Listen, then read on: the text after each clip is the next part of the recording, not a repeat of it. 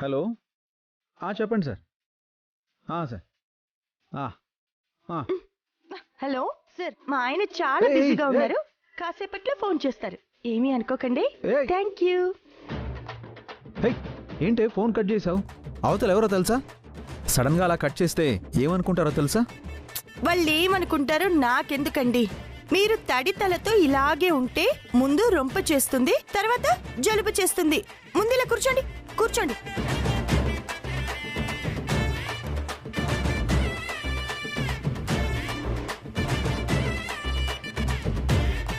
కొన్ని విషయాల్లో నువ్వు అంటే కోపం వస్తుంటుంది, కానీ కొన్ని విషయాల్లో ఆడపిల్లలానే హెల్ప్ చేస్తావు. అప్పుడే నిన్ను లైక్ చేయాలనిపిస్తుంది.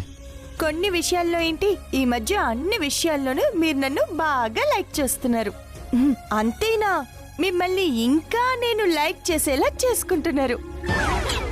నువ్వు నన్ను అంతగా లైక్ చేసేలా నేనేం చేశానే? ఫ్యాక్టరీ విషయంలో ముందు నా మీద మీరు కోప్పడినా తర్వాత నాకు కోఆపరేటివ్ గానే ఉంటున్నారు కదా. నేను ఫ్యాక్టరీకి వెళ్ళి తొందరగా రాకపోతే మీరు టెన్షన్ పడుతున్నారు. నేను ఎలా వస్తానో అని నన్ను పికప్ చేసుకోవడానికి మీరు ఫ్యాక్టరీ వరకు వస్తున్నారు. రోడ్డు మీద ఆపి నేను పానీపూరి అంటే పానీపూరి తినిపిస్తున్నారు, ఐస్ క్రీమ్ అంటే ఐస్ క్రీమ్ తినిపిస్తున్నారు. ఏంటో ఈ మధ్య మ్యాచింగ్ బాగానే కుదిరిపోతుంది. మనిద్దరికి మ్యాచింగ్ అంటే ఆడియన్స్ నవ్వుతారే. నువ్వేమో గుమ్మడికాయలా ఉంటావు, నేనేమో నిమ్మకాయలా ఉంటాను. నీకు నాకు మ్యాచింగ్ అంటే భార్య భర్తల మధ్య మ్యాచింగ్ అంటే ఆకారాలు మ్యాచింగ్ అయ్యాయని కాదు, మనసులు కలిసాయని. ఒక్కలో తడికేం కాదు, నీ మనసు నా మనసు కలుస్తాయని ఒక్క విషయంలో కూడా నువ్వు ప్రూవ్ చేయలేవు. అసలు కలిస్తే కదా ప్రూవ్ చేయడానికి.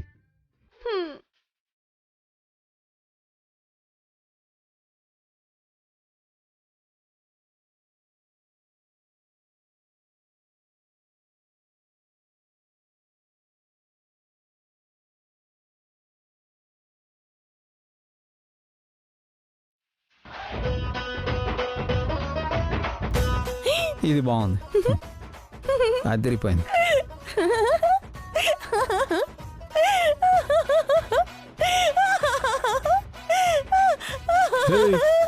ఎందుకే ఏదో నవ్వు? ఈ డ్రెస్ బాగాలేదా? డ్రెస్ కి బ్రహ్మాండంగా ఉంది. మరింకేంటి? ఏం లేదు, ఇందాక నేను చీర సెలెక్ట్ చేసుకుంటూ మీరు ఏ డ్రెస్ వేసుకుంటే బాగుంటుందా అని చూసి ఈ డ్రెస్ నేను సెలెక్ట్ చేశాను. ఈ డ్రెస్ మీరు వేసుకుంటే కరెక్ట్ గా ఉంటుందని నా మనసుకి అనిపించింది. తీరా చూస్తే మీ మనసుకు కూడా అదే నచ్చింది. దీన్నే మనసులు కలవడం అంటారు. డ్రెస్ సెలక్షన్ మ్యాచ్ అయిపోతే మనుషులు మ్యాచ్ అయిపోయినట్ట, మనసులు మ్యాచ్ అయిపోయినట్ట. సర్లేండి, మీరిప్పుడు ఈ విషయాన్ని ఒప్పుకోకపోయినా నేను పూజించే అమ్మవారే ఎప్పుడో ఒకసారి ఆ విషయాన్ని మీకు తెలిసేలా చేస్తుంది. వరలక్ష్మి వ్రతం అందుకే ప్లాన్ చేసావేంటే? అమ్మా, ఎలా కనిపెట్టారండి? త్వరగా డ్రెస్ వేసుకొని రండి, పూజకి టైం అవుతోంది.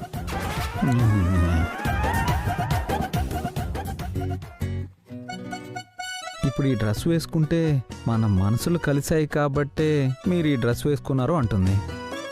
వద్దని పక్కన పెట్టేస్తే అదిగో మీరు భయపడ్డారు అందుకే వేసుకోలేదు అంటుంది. అదనుకున్నంత మాత్రాన మా మనసులు కలిసిపోతాయేంటి? ఈ డ్రెస్సే వేసుకుంటా, ఎంజాయ్ చేద్దాం. వేసుకోవడమే.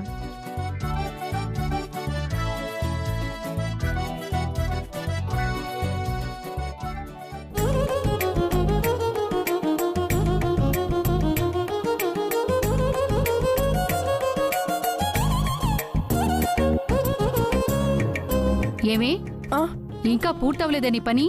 అయిపోతుంది అత్తయ్య. ఏమైపోయిందే? ఓ పొద్దునుంచి చేస్తూనే ఉన్నావు. అమ్మవారికి చేసే అలంకరణ ఇంకా చేస్తూనే ఉన్నావు కదే. అమ్మవారిని ఎంత అలంకరిస్తే అంత అందంగా ఉంటుందే కామాక్షి. అయినా ఇంకా పని అవ్వలేదని నా మనవరాళ్ళు అనే బదులు మీరు చెయ్యొచ్చు కదా.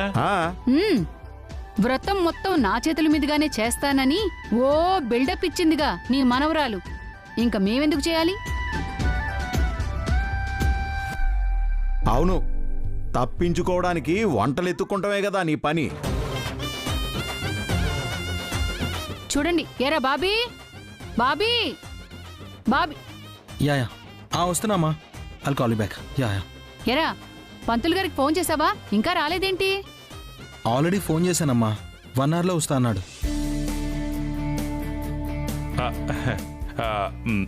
ముత్తైదువులు వచ్చినా బాగుండేది. ముత్తైదువులు దేనికి తాతయ్య? దేనికి అంటావేంటమ్మా?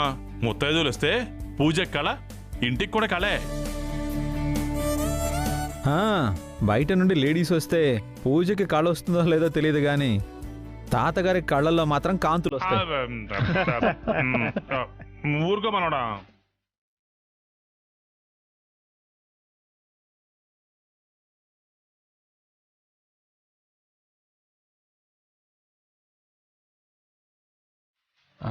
నాన్న వాళ్ళని చూసావా?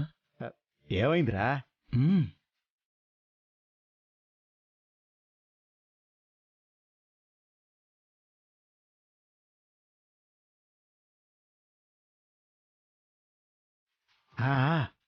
కరెక్టేరా. అవును మనవడా.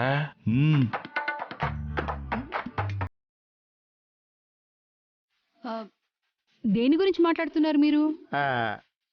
వదిన సారీని చూడు, అన్నయ్య డ్రెస్సింగ్ చూడమ్మా, ఇద్దరు డ్రెస్సింగ్ కలర్లు మ్యాచింగ్.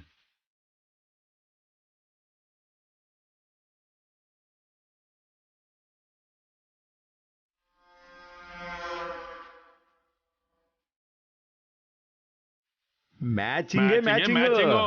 గుడ్డ ముక్కల్లోనే మ్యాచింగ్, బతుకుల్లో ఏం లేదుగా మ్యాచింగ్.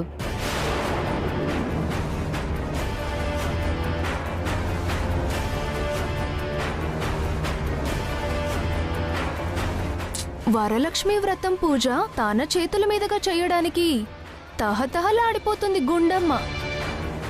ఆ తహతహలు పోయి విలవిలలాడించడానికి మనం ఉన్నాం కదా.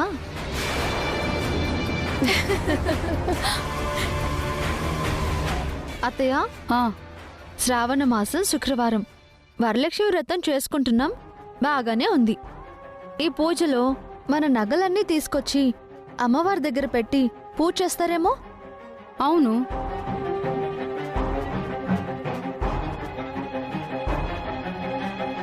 అది ఆచారం అమ్మా. ఓ అవునా, నాకు ఈ ఆచారం అంటే ఎంత ఇష్టమో మావయ్య. కాకపోతే మనం రోజు వంటి మీద వేసుకుని ఈ నగల్ని అలాగే బీరువాలో పెట్టి వాటిని అలాగే తీసుకొచ్చి అమ్మవారి దగ్గర పెట్టిస్తే ఏం బాగుంటుంది చెప్పండి?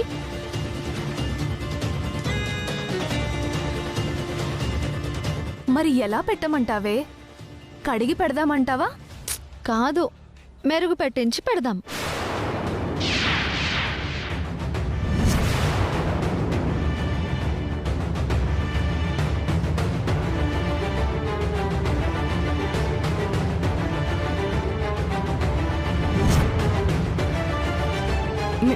మెరుగు పెట్టించడం ఏంటి?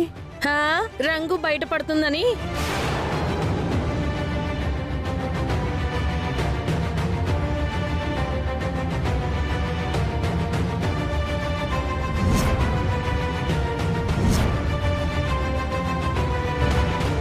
రంగా, ఏంటి నువ్వనేది? అంటే అదేనే, మెరుగు పెట్టిస్తే రంగు బయటపడుతుంది కదా, తళతళ మెరిసిపోతుంది కదా అంటున్నా. ఓకే,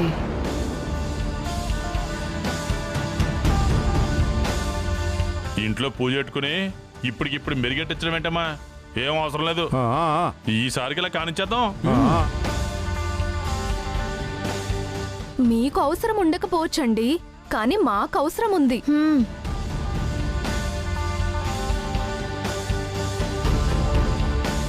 ఇప్పటికిప్పుడు మెరుగు పెట్టించడం అంటే ఎలాగే? ఎంత అత్తయ్య, 10 నిమిషాల్లో అయిపోద్ది. మెరుగు పెట్టాలి అంటే 10 నిమిషాలు అయిపోద్ది, కానీ మెరుగు పెట్టాలి అంటే ఎవరైనా ఉండాలి కదా. ఆల్రెడీ లోకేశ్వరి మెరుగు పెట్టించి అతన్ని పిలిపించిందక్కా.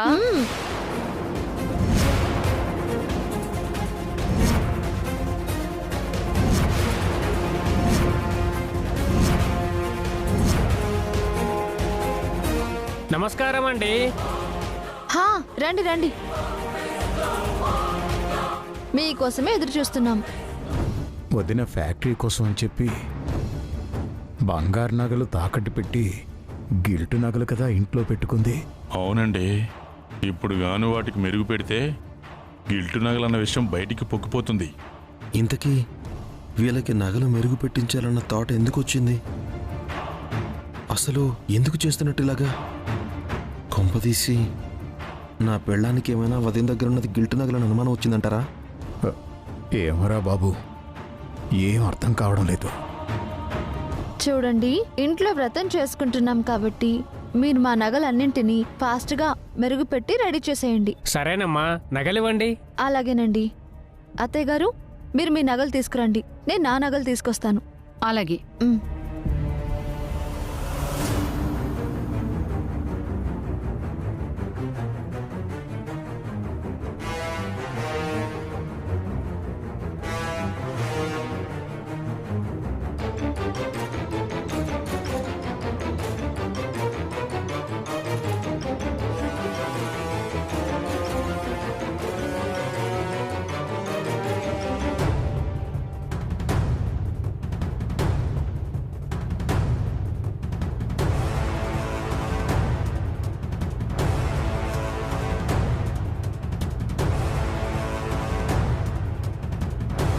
నువ్వేంటమ్మా అలా చూస్తున్నావు? పూజ చేసేది నువ్వు. వెళ్ళి నీ నగలు తీసుకురా. అంటే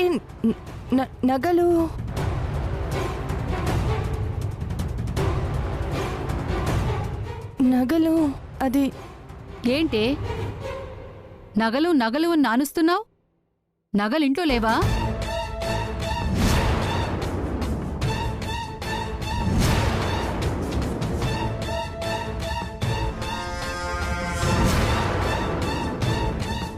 నీ బిల్డప్ కోసం, ఫ్యాక్టరీ నిలబెట్టుకోవడం కోసం మేం పెట్టిన నగల్ని అమ్మేవా ఏంటి?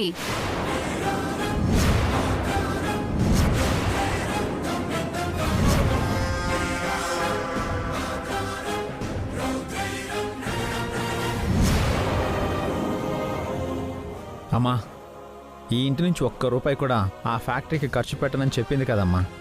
అలాంటప్పుడు నగలెందుకు తీసుకుంటుంది? అవునా? అయితే తీసుకురమ్మనండి బావగారు.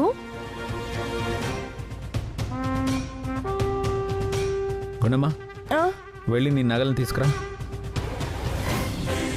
అది చెప్తున్నాను కదా గుండమ్మా, వెళ్ళి నీ నగలు తీసుకురా. వెళ్ళు.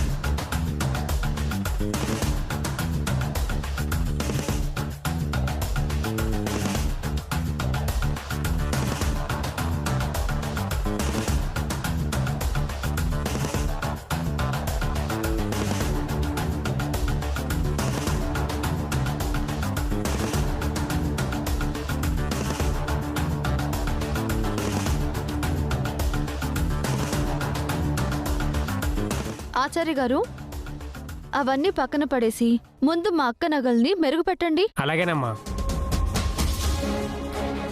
అదేంటే, ముందు మన నగల్ని మెరుగు పెట్టిద్దాం, ఆ తర్వాత దాని నగల్ని మెరుగు పెట్టిద్దాం. లేదక్కా, పూజ చేసేది తను కదా, ముందు తన నగలు మెరుగు పెట్టిస్తేనే మంచిది. అయ్యో ఇవక్క. లోకేష్, ఇదిగోండి ఆచార్య గారు, ముందు మా అక్క నగలు మెరుగుపెట్టి చూపించండి.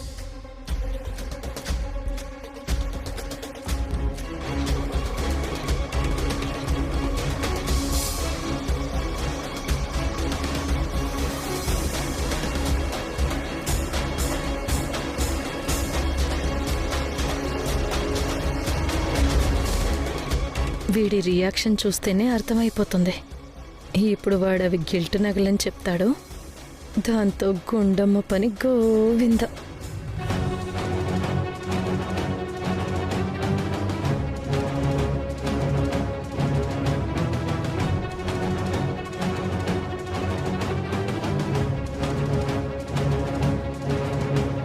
ఏంటి ఆచార్య గారు అలా చూస్తున్నారు? ఆ నగలు ఏమీ లేదమ్మా, ఇలాంటి మేలిమి బంగారం చూసి చాలా కాలమైంది.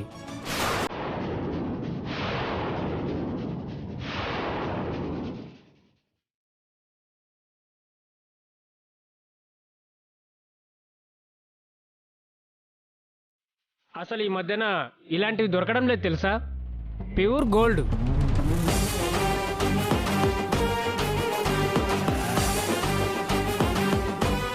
ఏం మాట్లాడుతున్నారు ఆచార్య గారు? అది ప్యూర్ గోల్డ్ ఏంటి?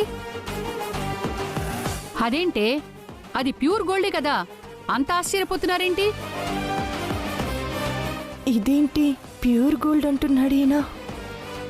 చూడండి తల ఎలా మెరిసిపోతున్నాయో.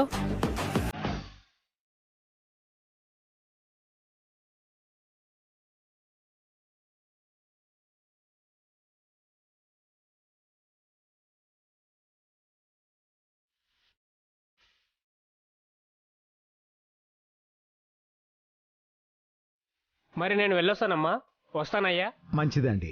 మంచిదండి.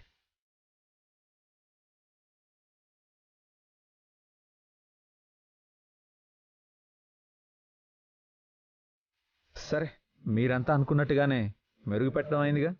ఇంకా పంతులు గారు రాగానే పూజ స్టార్ట్ చేద్దాం. అలాగేరా.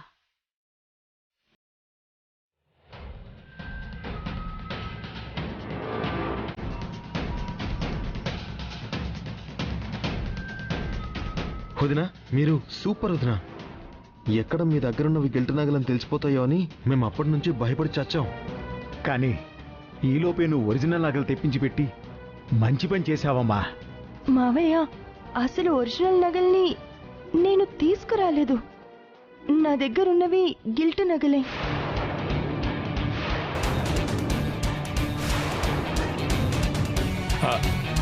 అదేటమ్మా, మరి ఆ మెరుగు పెట్టినోడు బంగారం మేలిం బంగారం అంటున్నాడు కదమ్మా. అంటే అతన్ని మేనేజ్ చేసావు వదినా? లేదు బాబీ, ఆయన ఎందుకు అలా అన్నాడో, అవి ఒరిజినల్ నగలేంటో నాకేం అర్థం కావడం లేదు.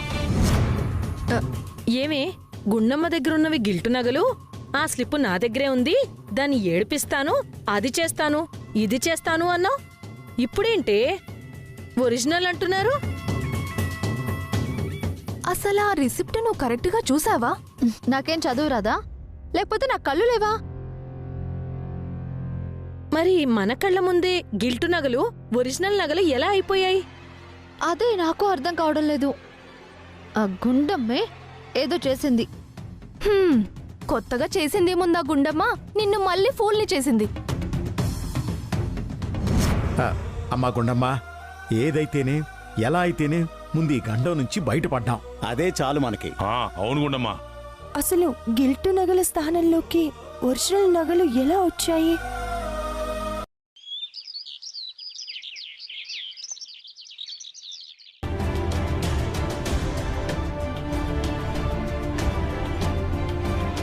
హలో హలో హలో, ఏమండి? నేను గుండమ్మని. అమ్మా చెప్పమ్మా. అదే, ఆ రోజు నా నగల్ని తీసుకొచ్చి మీ షాప్లో తాకట్టు పెట్టాను కదా, వాటి ప్లేస్లో గిల్టీ నగలు కూడా మీరు చేయించి ఇచ్చారు. అవునమ్మా. కాకపోతే పొరపాటున గిల్టీ నగల ప్లేస్లో నా ఒరిజినల్ నగలు నాకే ఇచ్చేశారండి. నేను మీకు ఇచ్చినవి ఒరిజినల్ నగలు కావు, గిల్టు నగలేనమ్మా. లేదండి, ఆ నగల్ని ఇంట్లో మెరుగు పెట్టిస్తుంటే బంగారు నగలు అని చెప్తున్నారు. బంగారాన్ని మెరుగు పెడితే బంగారు నగలనే చెప్తారమ్మా.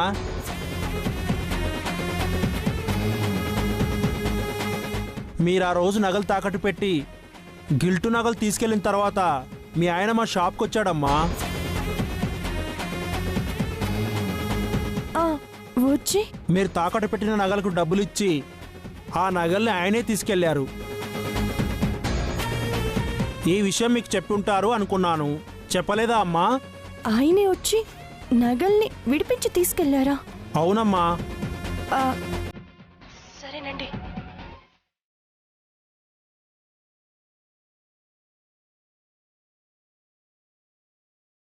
అంటే నేను ఫ్యాక్టరీ కోసం నగల్ని తాకట్టు పెట్టిన విషయం ఆయనకి తెలుసన్నమాట.